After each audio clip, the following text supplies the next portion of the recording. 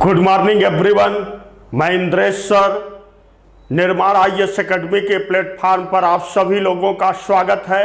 आज हम लोग चर्चा करेंगे भारतीय संविधान के भाग के बारे में, पार्ट ऑफ इंडियन कॉन्स्टिट्यूशन के बारे में। अब यहाँ से आपको ये समझना है, जैसे प्रश्न बनता है कि भारतीय संविधान में मुख्य रूप से कितने भाग हैं या भारतीय संविधान को मुख्य रूप से कितने भागों में बांटा गया है, तो भारतीय संविधान को मुख्य रूप से 22 भागों में बांटा गया है।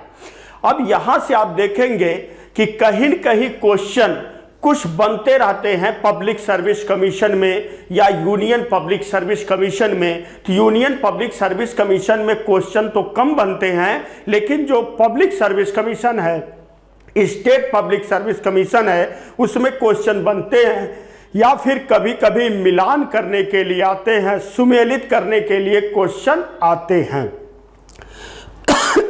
इसलिए इसकी स्टडी करना आवश्यक है।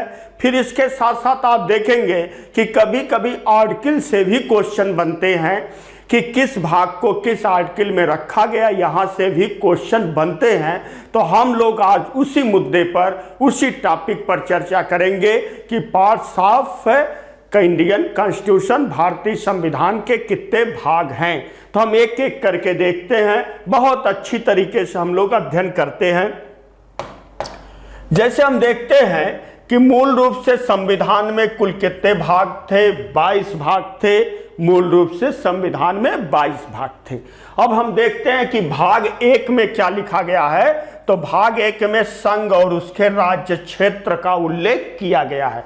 यदि हम इससे संबंधित अनुच्छेद देखें कि इसका आर्टिकल क्या बनता है, तो आप देखेंगे कि इसका आर्टिकल है अनुच्छेद 1 से लेकर 4, संघ और उसके राज्य क्षेत्र का वर्णन किया गया।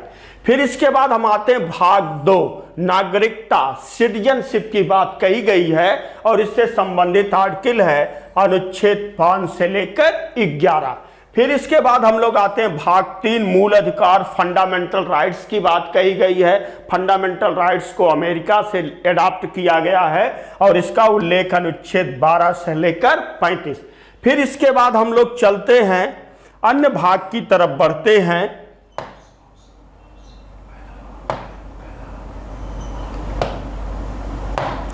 अन्य भाग की तरफ बढ़ते हैं।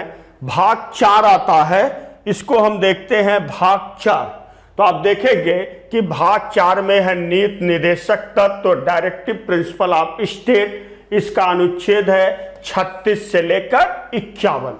फिर इसके बाद हम लोग देखते हैं भाग 4 का मौलिक कर्तव्य, फंडामेंटल ड्यूटी की बात की गई है। इसका उल्लेख है अनुच्छेद 51 का। फिर इसके बाद हम लोग देखते हैं भाग 5 में संघ का उल्लेख है और ये इसका आर्टिकल है अनुच्छेद 52 से लेकर 151 तक इसका उल्लेख किया गया है। अब हम लोग चलते हैं अगले भाग पर। हम लोग भाग 6 पर आते हैं। भाग 6 पर हम लोग देखते हैं भाग 6। तो भाग 6 में राज्य का उल्लेख है, इससे संबंधित अनुच्छेद है अनुच्छेद 152 से लेकर 237। इसका मतलब कि आप देखेंगे कि जो राज्य शुरू होता है, राज्य कहां से शुरू हो जाता है, तो राज्य शुरू हो जा रहा है 152 से राज्य शुरू हो रहा है। 152 के पहले संघ की बात कही गई है, 152 के बाद स्टेट की बात कही गई है, राज्य की बात कही गई है। फिर इसके बाद हम देखते हैं भाग 7 है। तो भाग 7 में क्या है कि पहली अनुसूची के खा वर्ग के राज्य, और प्रेजेंट टाइम में यह भाग 7 निर्सित है। फिर इसके साथ साथ हम लोग आते हैं भाग 8, संघ राज्य क्षेत्र। संघ राज्य क्षेत्र है, तो इसका उल्लेख है अनुच्छेद 239 से लेकर अनुच्छेद 242 तक। फिर भाग 9 पंचायत आते हैं, इसका उल्लेख देखते हैं अनुच्छेद 243 से लेकर अनुच्छेद 243 तक किया गया है। फिर भाग 9 का नगर पालिका की बात आती है, इसका उल्लेख अनुच्छेद 243 ता में उल्लेख किया गया है। 243 ता से लेकर 243 या छा तक उल्लेख किया गया है। अब हम इसके बाद चलते हैं भाग 9 खा की तरफ हम लोग बढ़ते हैं। भाग 9 खा, तो हम देखते हैं कि भाग 9 खा में क्या उल्लेख किया गया है। तो भाग 9 खा में सहकारी समितियों का उल्लेख है, कोऑपरेटिव सोसाइटी का उल्लेख है। इसका उल्लेख है अनुच्छेद 243 या जा से लेकर 243 या ना तक। फिर भाग 10 में हम देखते हैं क्या उल्लेख किया गया है। तो अनुसूचित तथा जनजाति क्षेत्र का उल्लेख किया गया है। इससे संबंधित अनुच्छेद 244 से लेकर 244 का है। फिर इसके साथ साथ अब हमको यहाँ पर भाग 11 को देखते हैं कि संघ तथा राज्यों के मध्य संबंध की बात की गई है, और इसका उल्लेख है अनुच्छेद 245 से लेकर 263। अब संबंध की बात की गई है। जैसे आप देखेंगे एक संघ और राज्यों के बीच एक विधायी संबंध होता है, एक प्रशासनिक संबंध होता है, एक वित्तीय संबंध होता है। तीनों में से किस संबंध की बात भाग 11 में की गई है? तो अगर हम भाग 11 को देखते हैं तो इसमें सिर्फ और सिर्फ विधायी संबंध की बात की जा रही है, और उसके साथ साथ प्रशासनिक संबंध की बात की जा रही है। विधायी और प्रशासनिक संबंध की बात कही गई है भाग 11 में। फिर इसके बाद हम लोग अब चलते हैं भाग 12 को। भाग 12 पर हम लोग चलते हैं। भाग 12 अब हम देखते हैं कि भाग 12 में क्या उल्लेख है।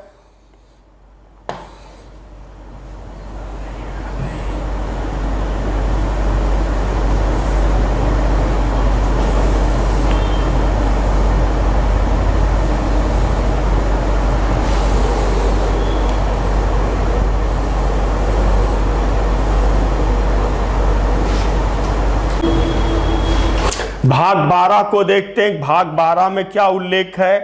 तो वित्त, संपत्ति, संविदाएं एवं वाद। अब आपको हमने बताया कि भाग 11 में केंद्र एवं राज्यों के बीच विधायी तथा प्रशासनिक संबंध का उल्लेख किया गया है।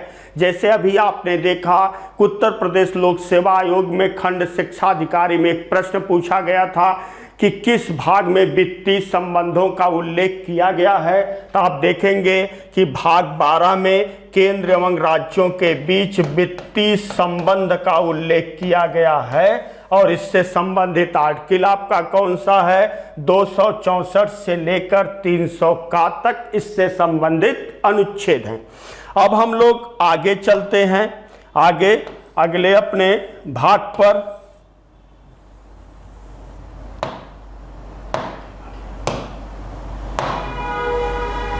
भाग 13 पर हम लोग आते हैं कि भाग 13 में क्या उल्लेख किया गया है।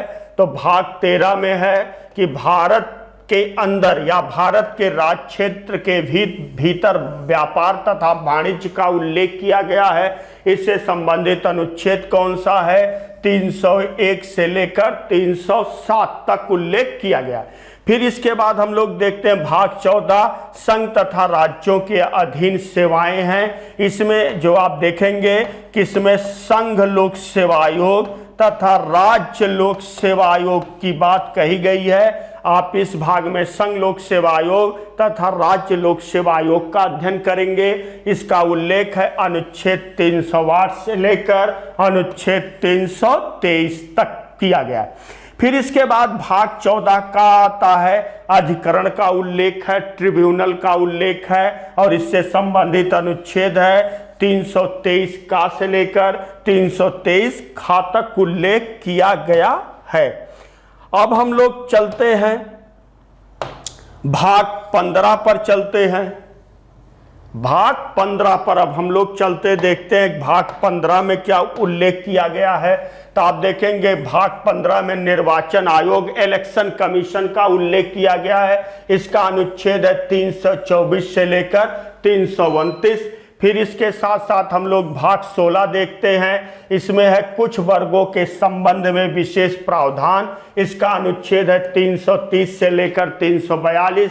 इसमें हम विशेष करके कौन कौन से वर्ग पढ़ेंगे?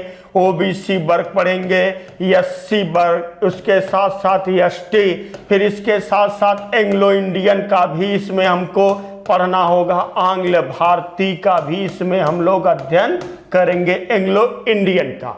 फिर इसके साथ साथ हम लोग देखते हैं भाग 17 राजभाषा का है। हिंदी हमारी राजभाषा है, इसका उल्लेख है अनुच्छेद 343 से लेकर 351। फिर भाग 18 आपात उपबंध है, इसका उल्लेख किया गया अनुच्छेद 352 से लेकर 360। फिर भाग 19 में प्रकीर्ण का उल्लेख है, इसका उल्लेख है अनुच्छेद 361 से लेकर 367। फिर भाग 20 में है संविधान संशोधन का उल्लेख है, इसका अनुच्छेद देखते हैं अनुच्छेद 368 है। फिर इसके साथ साथ अब हम लोग चलते हैं अन्य भाग पर और देखते हैं क्या क्या उल्लेख किया गया है। अब हमको देखना है भाग आपका 21, भाग 21 में देखते हैं कि क्या उल्लेख किया गया है। तो भाग 21 में अस्थायी संक्रमणकालीन विशेष प्रावधान, इसका उल्लेख है अनुच्छेद 369 से 392। फिर इसके बाद भाग 22 है संक्षिप्त नाम प्रारंभ हिंदी भाषा में प्राधिकृत पाठ, और इससे संबंधित अनुच्छेद है 393 से लेकर 395 तक उल्लेख किया गया। अब आपने देखा कि यहाँ पर कुछ भाग बाद में जोड़े गए हैं और कुछ भाग को आपने देखा कि भाग 7 को निश्चित किया गया है। तब यहाँ पर हमको ये समझना है कि कौन कौन से भाग को बाद में ऐड कर दिया गया है और किस संविधान संशोधन द्वारा जोड़ा गया है, और भाग 7 को जो निश्चित किया गया है वह किस संविधान संशोधन द्वारा निश्चित किया गया है। अब हम लोग ये सब चीज़ों का अध्ययन करते हैं, तब हम देखते हैं कि कौन कौन से भाग को निश्चित किया गया है और उसके साथ साथ कौन कौन से भाग बाद में जोड़े गए हैं। ये सारी चीज़ें हम जैसे हमने कहा कि कौन कौन से भाग को बाद में जोड़ा गया है और कौन सा भाग निश्चित है, तो अब हम इसको देखते हैं। जैसे हम अगर देखते हैं कि भाग 7 को आप देखें, भाग 7, तो भाग 7 में क्या है, तो भाग 7 में है कि प्रथम अनुसूची के फर्स्ट शेड्यूल के प्रथम अनुसूची के खा वर्ग के राज्य, खा वर्ग के राज्य की बात कही गई है भाग 7 में राज्य। तो ये जो भाग 7 है इसको निश्चित किया गया, तो इसको कब निश्चित किया गया है, तो इसको निश्चित किया गया 7वां संविधान संशोधन 7th अमेंडमेंट 1956 में इसको क्या किया गया है, निश्चित किया गया है। फिर इसके साथ साथ कुछ भाग हैं जो बाद में जोड़े गए, अब हम उसको देखते हैं। तो इसके लिए कि बाद में जोड़े गए भाग कौन कौन से हैं, बाद में जोड़े गए भाग, इसको हम देखते हैं कि कौन कौन से भाग को बाद में जोड़ा गया। जैसे आप देखेंगे एक भाग आपको भाग 4 का दिखेगा। 4 का में क्या है, मौलिक कर्तव्य है, फंडामेंटल ड्यूटी है, मौलिक कर्तव्य, फंडामेंटल ड्यूटी। अब यहां से क्वेश्चन बनेगा भाग 4 को कब जोड़ा गया है, तो इसको जोड़ा गया है 42वां संविधान संशोधन 1976 में इसे जोड़ा गया है। फिर इसके साथ साथ आप लोग देखेंगे हम कि भाग 9 का है, ये इसमें उल्लेख है नगर पालिका का उल्लेख किया गया है, नगर पालिका का उल्लेख किया गया है। अब इसको कब जोड़ा गया है, तो इसको जोड़ा गया है 74वां संविधान संशोधन 1992 में नगर पालिका को जोड़ा गया। फिर इसके साथ साथ हम देखते हैं कि 9 खा है, 9 खा में क्या है, सहकारी समितियों का उल्लेख है, सहकारी समितियों का उल्लेख किया गया है 9 खा में।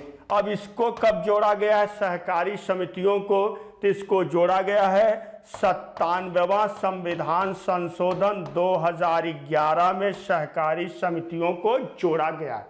फिर इसके साथ साथ हम देखते हैं एक भाग 14 का है, जिसमें अधिकरण का उल्लेख किया गया है। अधिकरण, और इसे कब जोड़ा गया अधिकरण को? तो इसे जोड़ा गया है कि 42वां संविधान संशोधन 1976 में इसे जोड़ा गया है। अब हम लोग आज यहीं तक इस वीडियो में अध्ययन करेंगे, फिर इसके साथ साथ हम लोग नेक्स्ट टॉपिक का अध्ययन करेंगे। तो आज यहीं तक, थैंक यू।